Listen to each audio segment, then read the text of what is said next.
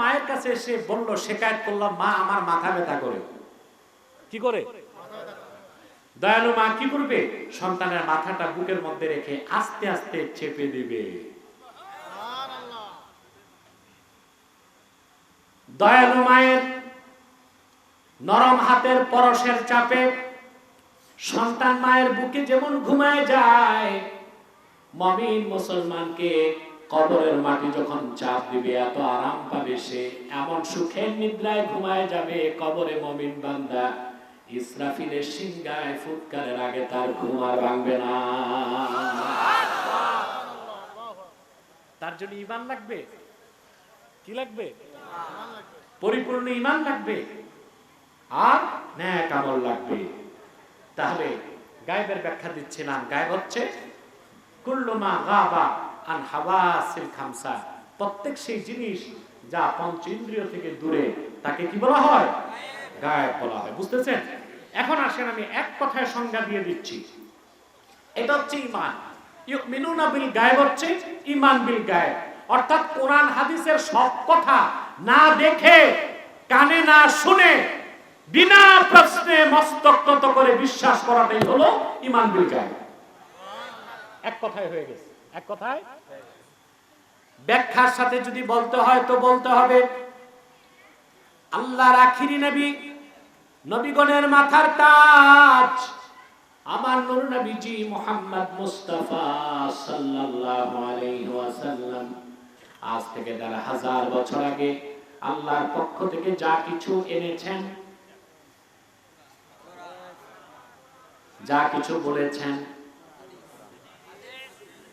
যা কিছু নীতি নির্ধারণ করেছেন, সেই কোরআন, সেই হাদিস, সেই সুন্নাহ বিনা প্রশ্নে অক্ষরে অক্ষরে বিশ্বাস করার নাম হলো ঈমান। ঈমানের ক্ষেত্রে কোনো ছাড় নাই, কোনো ছাড়, কোনো ছাড়কে আল্লাহ তাআলা ছেড়ে দিবেন না। ঈমান হতে হবে পরিপূর্ণ। আমলের ক্ষেত্রে ছাড় আছে। যার আমল কম আল্লাহ তাআলা মাফ করতে পারেন, যার আমল কম শাস্তিও দিতে পারেন, আবার যার আমল কম বিনা শাস্তি তো আল্লাহ জান্নাত দিতে পারেন। সুবহানাল্লাহ বলেন। ঈমানের কথা তো বললাম। ঈমানের পরে আল্লাহ তাআলা সবচেয়ে বড় দুটো আমলের কথা বললেন। ওয়া ইউকিমুনাস সালাহ, যারা বিশ্বাস স্থাপন করে গায়েবের উপর, অর্থাৎ ঈমান আনে এবং নামাজকে প্রতিষ্ঠা করে। বলেন সুবহানাল্লাহ। সালাত, আপনি যে মুসলিম তার প্রমাণ দিতে আপনাকে নামাজ পড়তেই হবে। হবে না ভাই? ঈমানের পরই ইসলাম। খুব ভালো করে খেয়াল করেন। ঈমান হচ্ছে কোরআন হাদিসকে বিশ্বাস, আর ইসলাম হচ্ছে কোরআন হাদিসের বিধানকে বিনা প্রশ্নে মেনে নেওয়া। ওটা ইসলাম। ওটা কি? আমি কয়েক ঘন্টা না, আমি আমার কাছে যারা আমার প্রিয় ছাত্র যারা বুখারী শরীফ আমি পড়াই যাদেরকে, শুধু ঈমানের সংজ্ঞাটা দিতে 6 থেকে 7 দিন লাগে, 6টা থেকে 7টা ক্লাস লাগে। তা আপনাদেরকে কয়েক ঘন্টা কিছুই বলা যাবে না। তবে আমি এক কথায় বলে দিচ্ছি, কোরআন হাদিসের বিশ্বাসটা হচ্ছে ঈমান, তাসদিক বিল জানান। এরপর কোরআন হাদিসের বিধানকে বিনা প্রশ্নে মস্তক নত করে মেনে নেওয়াই হচ্ছে ইসলাম। সুবহানাল্লাহ বলেন। সেটার প্রথম কি? সালাত। আরে ভাই, আপনি যে ঈমান আপনার আছে না নাই ওটাকে আমি দেখব? ওটা কে দেখবেন? আল্লাহ। সুবহানাল্লাহ। তা আপনাকে আমি সালাম দিব কি করে? কথা বলেন। আপনাকে আমি বিয়ের দাওয়াত দিব কি করে? আপনাকে আমি মসজিদে ঢুকতে দিব কেন? আপনি যে মুসলিম তার প্রমাণ দিতে হবে নামাজ আদায় করে। সুবহানাল্লাহ, সুবহানাল্লাহ। সেজন্য আল্লাহর হাবিব ইরশাদ করেছেন, মান সাল্লা সালাতানা ওয়াস্তাকবালা কিবলাতানা ওয়া আকালা যাবিহাতানা ফাযালিকাল মুসলিম। ঈমান আনার পরে যে ব্যক্তি আমাদের সালাত আদায় করলো, আমাদের কিবলাকে মানলো, আমাদের জবাইকৃত পশুর গোশত খেলো, সে লোকটা মুসলিম। আপনার ঈমান আছে না নাই কে দেখবেন? আল্লাহ। কিন্তু আপনাকে আমি কখন মুসলিম বলবো? ঈমান আনার পরে আপনার 3টা সিগনিফিকেশন পেলে। তার প্রথমটা হচ্ছে আপনি নামাজ পড়বেন আমাদের সাথে, আপনি কিবলা মানবেন কাবাকে, আর আপনি আমাদের জবাইকৃত পশুর গোশত খাবেন, আমরা মনে করব আপনি মুসলিম। যদি আপনার ঈমান না থাকে, হিসাব আপনি আল্লাহর কাছে দিবেন। কথা বুঝেন? তবে এখানে সূক্ষ্ম একটা বিষয় আছে, সূক্ষ্ম না, স্থূল চিন্তার বিষয়, সূক্ষ্ম চিন্তার না, আকীদার বিষয়। এই এদিক এদিক এদিক এদিক তাকা। গরম লাগতেছে, আমি বুঝি তো, আমারও তো গরম লাগতেছে, ফ্যান বন্ধ রাখছি, এটা আরো ডিস্টার্ব করে। আর কয়েক মিনিট কষ্ট করা যাবে না? দেখুন, কোন ব্যক্তির ঈমান আছে, কালেমা শাহাদাতকে বিশ্বাস করছে, অন্তরে মুখেও স্বীকার করছে, সে কি মুমিন। আমরা তাকে মুসলিম বলি, আর নামাজ পড়লে বলি খাঁটি মুসলিম। কিন্তু কোন ব্যক্তির ঈমান নাই, কিন্তু আমাদেরকে ধোঁকা দিতে নামাজও পড়ে, রোজাও রাখে, কোরবানিও দেয়, সে কি মুসলিম হবে? সে কাফের। কিন্তু তার বিশেষ একটা পরিচয় মুনাফিক। পরিচয় কি? বিশেষ একটা পরিচয়, সে কি? কিন্তু কোন ব্যক্তির যদি ঈমান না থাকে, অর্থাৎ সে নামাজ পড়ে, রোজা রাখে, দাঁড়িয়ে আছে, কোরবানিও করে, কিন্তু আসলে তার ঈমান নাই, আর তার কুফরটা প্রকাশ করছে, কুফরটা মৌখিকভাবে, লেখনির মাধ্যমে কিংবা কাজের মাধ্যমে, তাকে আর মুনাফিকও বলা যাবে না, তাকে সরাসরি কাফের বলতে হবে। আর সে যদি নিজকে মুসলিম পরিচয় দেয়, তাকে জিন্দিক বলা হবে। ইসলামের বিধান হচ্ছে, হিন্দু বৌদ্ধ খ্রিস্টান তাদের উপর অস্ত্র ধরা যাবে না। ওরা যদি মুসলিম স্টেটে বসবাস করে, বিদ্রোহ না করে, জিজিয়া দেয়, ইসলামী রাষ্ট্রের হুকুম মানে, তাদের উপর অস্ত্র ধরার সুযোগ নাই, হিন্দু বৌদ্ধ খ্রিস্টান যদি হয়। কথা বুঝতে পারছেন? কিন্তু যদি কেউ জিন্দিক কাফের হয়, কি হয়?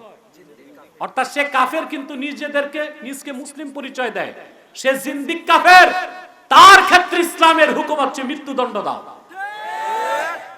কি দাও?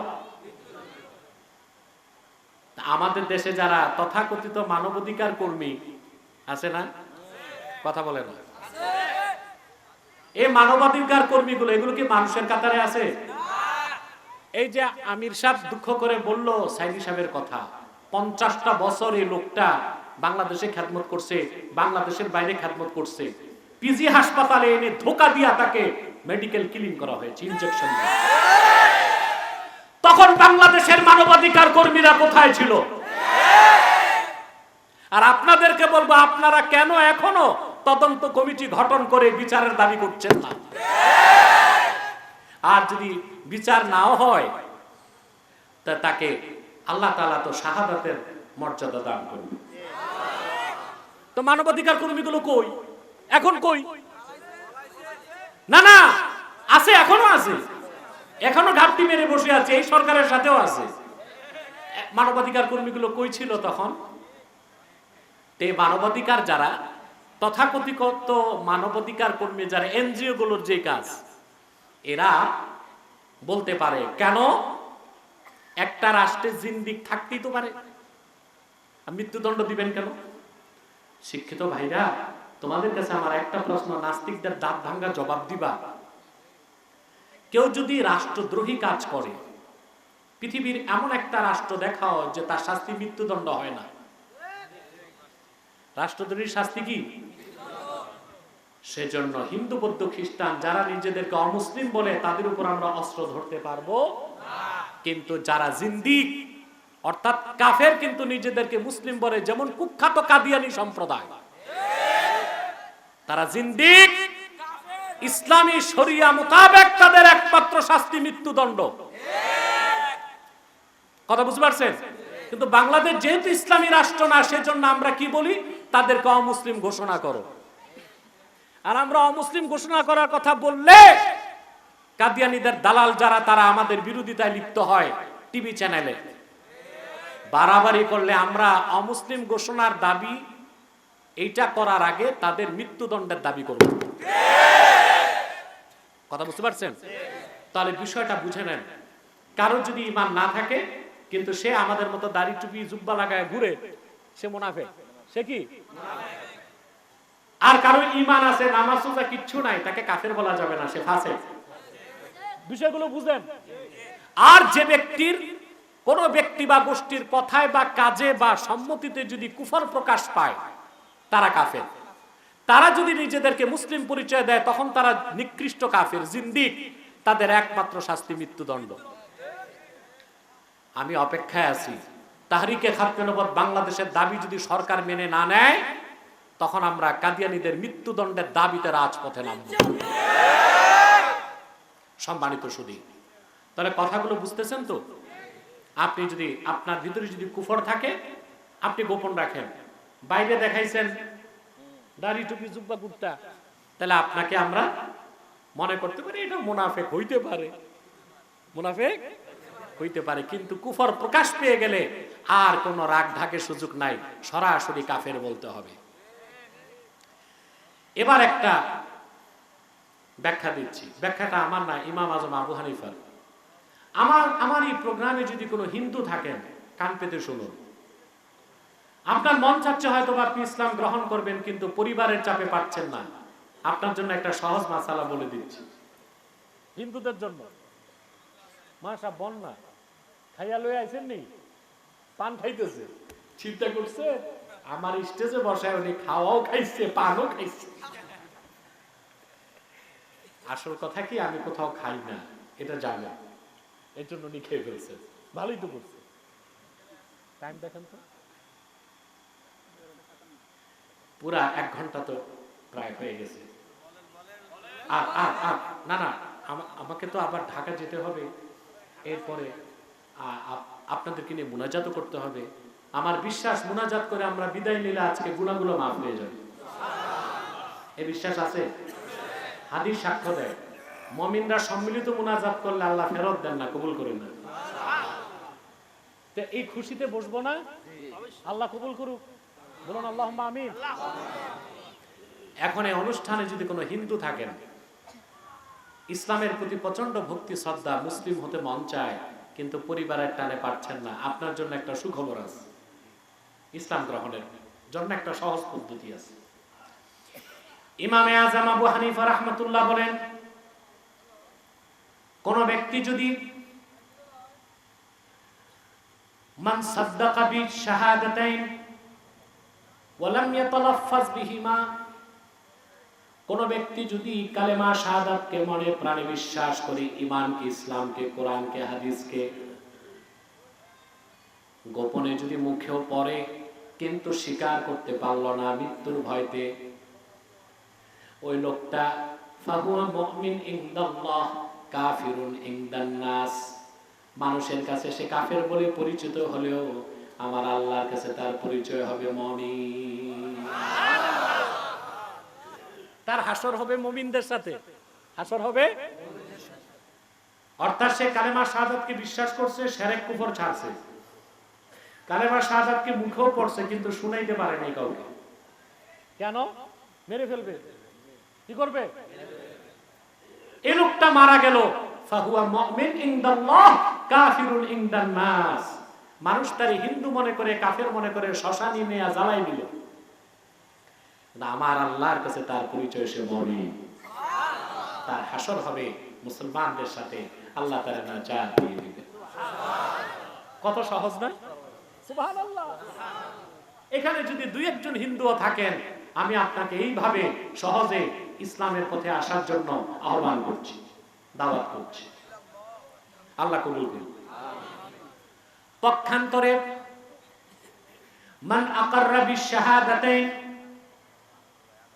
মান আকাররা বিশ-শাহাদাতাইন ওয়া লাম ইউসাদ্দিক বিহিমা, কোন ব্যক্তি যদি কালেমা শাহাদাত আমাদের সাথে উচ্চারণ করলো কিন্তু মনে বিশ্বাস করলো না, ফাহুয়া মুমিন ইনদান নাস কাফিরুন ইনদাল্লাহ, আপনারা তাকে মুসলিম মনে করলেন, জানাজা দিয়া কবরস্থানে দাফন করলেন কিন্তু আমার আল্লাহর কাছে তার পরিচয় সে কাফের, হাসর হবে তার কাফেরদের সাথে। আমি বুঝাতে পারলাম? অর্থাৎ যে ব্যক্তি কালেমা শাহাদাতকে মনে প্রাণে বিশ্বাস করলো, মনে প্রাণে মুখেও পড়লো কিন্তু তার পরিবারের সব হিন্দু বা খ্রিস্টান, সে ভয়তে পরিচয়টা দিতে পারলো না, তার মৃত্যু হবে মুমিন অবস্থায়, মানুষ জানবে সে কাফের। অপরদিকে কেউ যদি কালেমা শাহাদাত আমাদের সাথে পড়ে কিন্তু অন্তরে বিশ্বাস করলো না, আমরা তার মুসলিম মনে করে জানাজা দিলেও তার হাসর হবে কাফের অবস্থা। আমি ইমানটা বুঝাচ্ছি, বুঝতেছেন তো? আল্লাহ আমাদের সকলকে খাঁটি ইমানদার বানায় দিন, বলুন আল্লাহুম্মা আমিন। এখন আপনি ইমান আনার পর আপনাকে যে সালাম দিব, মসজিদে ঢুকতে দিব, মেয়ে বিয়ে দিব, তার পরিচয় কি? আপনি যে ইসলামে ঢুকেছেন তার প্রমাণ দিতে হবে। ইসলামে ঢোকার জন্য প্রথম কাজ ইমানের পরে সালাত। এখন বলেন বেনামাজির অবস্থান কোথায়? কথা বলেন। যার ইমান আছে সালাত নাই তার অবস্থাটা কি রকম? মুমূর্ষু রোগীর মতো। কার মতো? মুমূর্ষু রোগী বুঝেন? আইসিইউ না, লাইফ সাপোর্ট। যেটা মরতে বাকি নাই, যেটা মরতে, ওটাকে মরা লাশ বলা যাচ্ছে না। যার ইমান নাই ও তো কাফের। যার ইমানের সাথে সালাত আছে সে মুমিন, আর যার ইমান আছে সালাত নাই ওরে না মরা লাশ বলা যায় না জীবিত সুস্থ বলা যায়। ও হচ্ছে বড় দরজার ফাঁসে, বড় দরজা। তাহলে আপনারা সালাত আদায় করবেন? ইমানের কথা তো বললাম, এবার 5 ওয়াক্ত সালাত আদায় করতে হবে। রাজি আছেন? ইনশাআল্লাহ। 5 ওয়াক্ত নামাজ ইমানের সাথে যদি 5 ওয়াক্ত নামাজটা ঠিক রাখতে পারেন, আশা করা যায় আল্লাহ তাআলা ফার্স্ট চান্সে বেহেশত দিয়ে দিবেন। মনে থাকবে ইনশাআল্লাহ।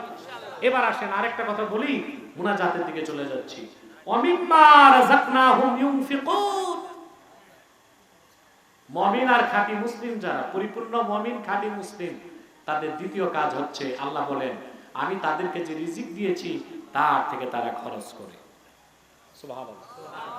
তার থেকে কোনো প্রশ্ন আমার হাতে দেওয়া যাবে না, সভাপতির কাছে দিতে হবে। সভাপতি কোথায়? ওর তো খাইতে গেছে। যাক, এখন সহসভাপতিকে, দায়িত্বশীলকে, মাদ্রাসার মোতামিমকে ওনার হাতে দেন। সে যদি মনে করে দরকার উত্তর আমি দিয়ে দিব, বা এখানে মুরব্বী আছে মুরব্বীর হাতে দেন। আপনি বসেন, আসবে। সম্মানিত সুধী, সালাতের পর কি? যাকাত। সুবহানাল্লাহ। সালাতের পরে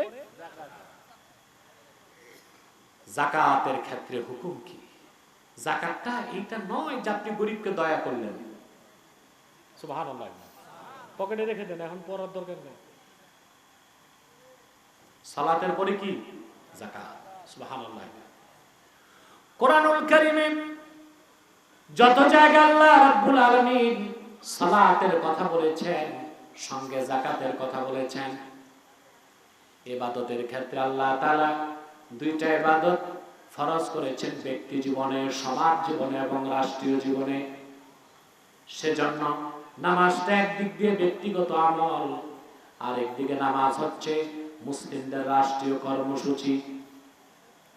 রাষ্ট্রীয় সুবহানাল্লাহ বলবেন না? আল্লাহ সুবহানাহু ওয়া তাআলা ইসলামী শরিয়া মোতাবেক যারা দেশ পরিচালনা করবে তাদের উপর 4টা কাজকে ফরজ করে দিয়েছে। কয়টা? 4টা। এর মধ্যে প্রথম হচ্ছে সালাত। প্রথম কি? সালাত। আল্লাহ রাব্বুল আলামিন বলেন আল্লাযীনা ইম্মাক্কান্নাহুম ফিল আরদি আকামুস সালাতা ওয়া আতাউয যাকাত ওয়া আমারু বিল মা'রুফি ওয়া নাহাউ আনিল মুনকার ওয়ালিল্লাহি আকিবাতুল উমুর। যদি আমি মুহাম্মদ সাল্লাল্লাহু আলাইহি সাল্লামের ইমানদার উম্মতদেরকে রাষ্ট্র ক্ষমতার প্রোপাইটার বানায় দেই, জমিন কার? আল্লাহ। আল্লাহ বলেন আমি যদি উম্মতে মুহাম্মাদীকে এই জমিনের স্বত্বাধিকারী বানায় দেই, আকামুস সালাহ নামাজ প্রতিষ্ঠা করবে তারা, ওয়া আতাউয যাকাত যাকাত আদায় করবে। প্রশ্ন হচ্ছে কিভাবে? প্রশ্ন আসে না? উলামায়ে কেরাম ওয়াজের মাধ্যমে মানুষকে নামাজের দিকে ডাকবে, নামাজ না পড়ার কুফলতা তারা বর্ণনা করবে, নামাজ পড়ার ফজিলত বর্ণনা করবে। এটা আলেমদের কাজ। আর শাসকদের কাজ হচ্ছে আইন প্রয়োগ করে ডান্ডা দিয়ে পিটায় মানুষকে নামাজ পড়ার জন্য মসজিদে ঢুকাবে। সালাত এটা ব্যক্তিগত জীবনে ফরজ হলেও আল্লাহ রাষ্ট্রীয়ভাবে মুসলমানদেরকে কর্মসূচি দিয়েছেন, তারা সালাতকে আদায় করবে। আর আপনারা কি চান এই দেশে ইসলামী শরিয়া বাস্তবায়িত হোক? চান না রাষ্ট্রীয়ভাবে নামাজ কায়েম হোক? কিন্তু আমি একটু সাবধান করে যাচ্ছি, ফেসিবাদী বলুন, অত্যাচারী বলুন, স্বৈরাচারী বলুন, এই গজব থেকে দেশ মুক্ত হয়েছে, এখানে কোনো মাস্টার মাইন্ড নাই। আল্লাহর রহমত জাতির উপর, ওদের উপর লানত আসছে, গজব আসছে, ভাগছে। আমাদের চোখ কান খোলা রাখতে হবে, একটা গজব থেকে দেশ মুক্ত হয়ে যেন আরেকটা গজবে না ঢুকে, এটা খেয়াল রাখতে হবে। কারণ এখন মাস্টার মাইন্ডের অভাব নাই। আমি মাস্টার মাইন্ড, অথচ 4 তারিখও জানতো না মাস্টার মাইন্ড কি হবে। কথা বলেন, এখন মাস্টার মাইন্ডের অভাব নাই। মাঝে মধ্যে মন চায় আমি বলবো আমি আব্বাসী মাস্টার মাইন্ড, যত সমন্বয় আছে তার অর্ধেক আলহামদুলিল্লাহ আমাদের থেকে কোনো না কোনো ভাবে উপকৃত হয়েছে। তো আমি বলতে পারি আমি মাস্টার মাইন্ড না, এইরকম পাগল আমি হই নাই। কোন মাস্টার মাইন্ড, কোন দলের কৃতিত্ব না, আল্লাহর গজবে, আল্লাহর মতে তারা ধ্বংস হয়েছে।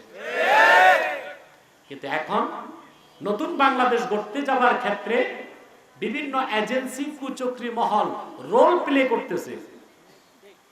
বলে না বাংলাদেশ কেমন হবে। এখন আমি নাম বলবো না, উচ্চ মহল থেকে কথা আসতেছে বাংলাদেশের কোনো আদর্শ থাকবে না, পলিসি থাকবে। অর্থাৎ বাংলাদেশ কোনো আদর্শের উপর প্রতিষ্ঠিত হবে না, পলিসি থাকবে। এটাকে আপনারা মেনে নেবেন? এদেশের মানুষ রক্ত দিয়েছে কোরআন সুন্নাহর পক্ষে, যারা ইসলামী রাজনীতির আদর্শে বাংলাদেশ গড়তে চায়, যে সে যে দলেরই হোক, রক্ত দিয়েছে, মেহনত করেছে, শ্রম দিয়েছে, অর্থ দিয়েছে, পয়সা দিয়েছে, তারা কোনো আদর্শহীন বাংলাদেশ চায় না। আমরা চাই বাংলাদেশ ইসলামী রাজনীতির আদর্শে বাংলাদেশ গঠন করতে হবে।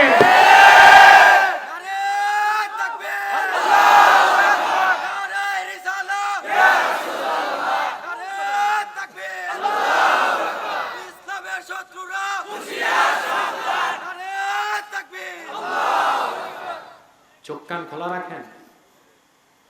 বাংলাদেশকে ওরা চাচ্ছে কেউ কেউ একটা সেকুলার রাষ্ট্র বানাতে।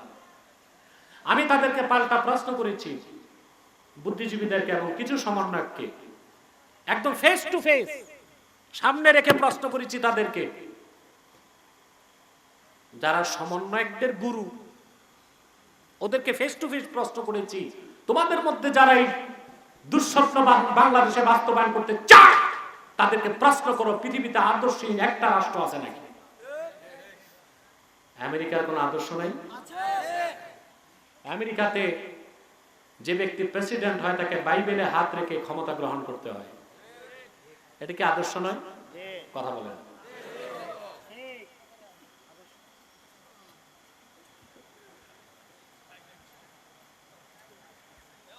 কি সমস্যা? এগুলো কি চুলকানি আছে নাকি? নামবেন, নামেন। কি অবস্থা, আল্লাহ কারীম, তো বড় বিরক্তকর অবস্থা। আপনারা না নামাবেন না, স্টেজের ফিস নেবেন আলাদা 500 টাকা পার পার্সন। যে উঠবে 500 টাকা দিয়ে উঠবে। তাহলে সার পোকা কামড়ে ওয়ার নামবে না, 500 টাকার একটা ঢাক আছে, সামনের থেকে এটা করবে, এতে একটা আয় হইলো আর শৃঙ্খলাও ঠিক হইল। এখন আমেরিকার প্রেসিডেন্টকে বাইবেলে হাত রেখে শপথ নিত, এটা কি আদর্শের অনুসরণ না? অঘোষিত ভাবে তারা এটার প্রমাণ দেয় যে খাতায় কলমে আমেরিকার আদর্শ না থাকলেও মনে প্রাণে তারা খ্রিস্টানিটি বা খ্রিস্টবাদকে বিশ্বাস করে। আমেরিকাতে অলিখিত নিয়ম, লিখিত না, লিখলে তো ধরা হয়, অলিখিত নিয়ম, কোন নন খ্রিস্টিয়ান, অখ্রিস্টান যুক্তরাষ্ট্রের প্রেসিডেন্ট হতে পারবে না। এটাকে